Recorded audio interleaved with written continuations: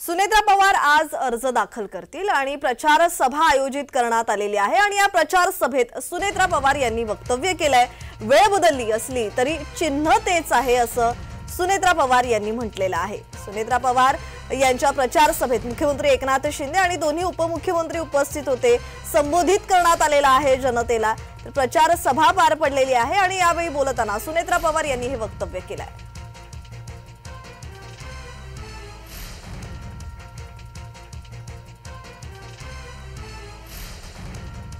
नेहमीच आहे तेच म्हणजे घड्याळ आणि आपल्याला माहितीये वेळ जरी बदललेली असली तरी चिन्ह तेच आहे।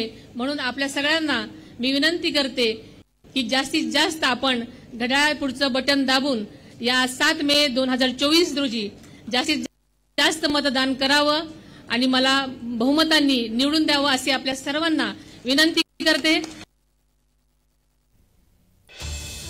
सुनेत्रा पवार ह्या बारामतीच्या महायुतीच्या उमेदवार आहेत आणि थोड्याच वेळात ते आता उमेदवारी अर्ज सुद्धा दाखल करतील। प्रचार सभा पार पडलेली आहे आणि या प्रचार सभेत बोलताना सुनेत्रा पवार यांनी वक्तव्य केलंय।